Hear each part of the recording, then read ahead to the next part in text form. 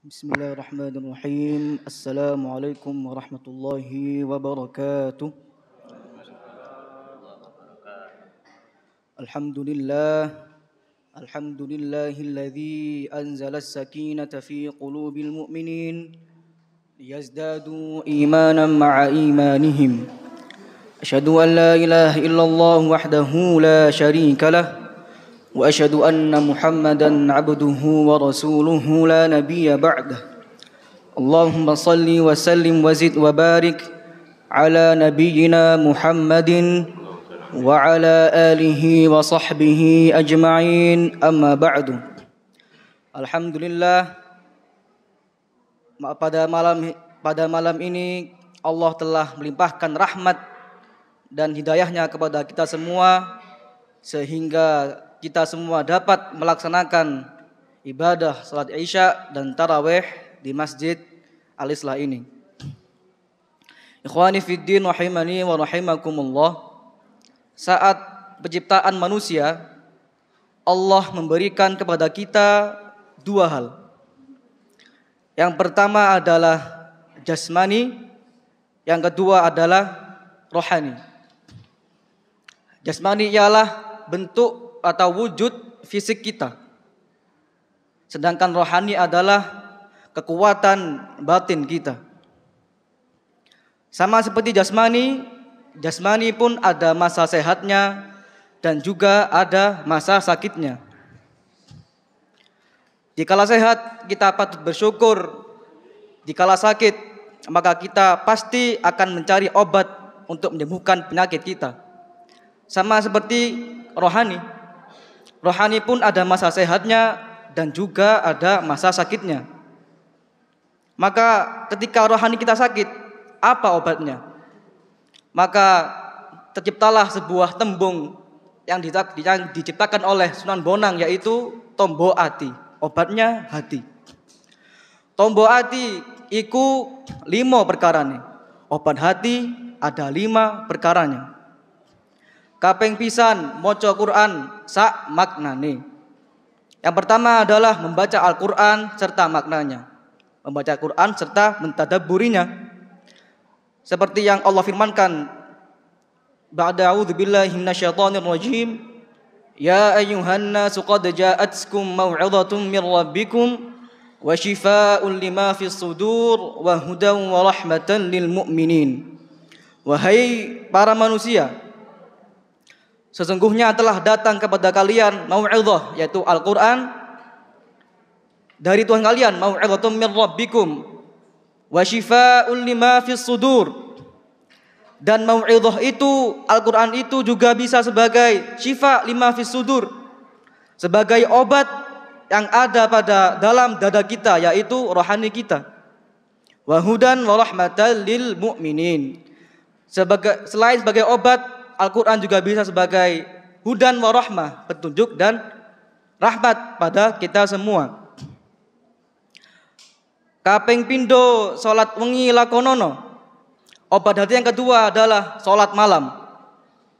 Sebagaimana Allah firmankan pada Quran surat Al-Isra, a'udzubillahi minasyaitonir rajim, wa minal laili fatahajjad bihi nafilatan lak asa ayyab'atsaka rabbuka maqaman mahmuda. Dan pada sebagian malam itu maka fatahajjad, maka bertahajudlah. Fatahajjad bihi nafilatan lak asa ayyab'atsaka rabbuka maqaman mahmuda. Agar Tuhan kalian menempatkan kalian maqaman mahmuda, pada makom yang terpuji. Maka selain salat malam bisa mengobati hati kita, salat malam pun bisa menempatkan kita pada makom yang mulia. Kaping telu wong kang soleh kumpulono. Obat hati yang ketiga ialah berkumpullah bersama para orang-orang soleh.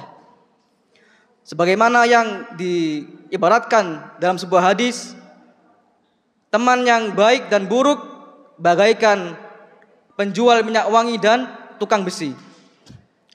Yang apabila kita berteman pada tukang penjual minyak wangi, maka kita pun tertular wanginya.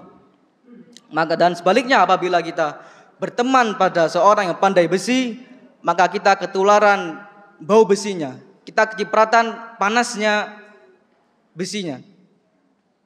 Maka dan berkumpul bersama orang-orang soleh juga bisa dimaknai seperti ini.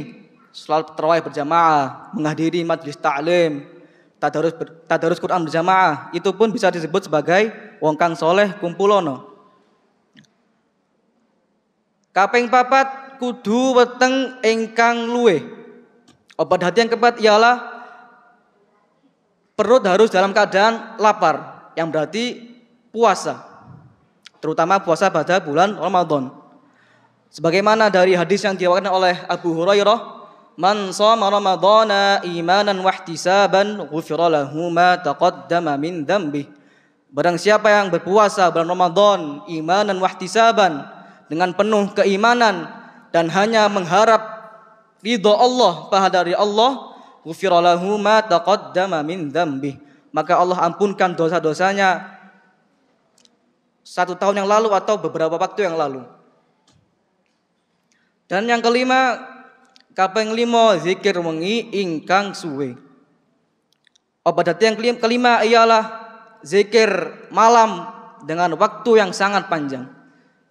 Ini juga bisa bermakna iktikaf dalam masjid. Maka seperti yang kita ketahui bahwasanya dalam iktikaf orang-orang lazim melakukan zikir atau membaca Al-Quran dari malam ba'da isya sampai sebelum subuh. Itu pun juga bisa disebut sebagai obat hati.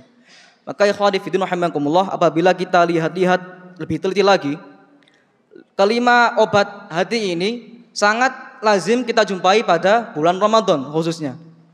Maka bulan Ramadan bukan sekedar bulan kita harus berpuasa, bulan kita harus sholat tarawih, harus baca Al-Quran, tidak.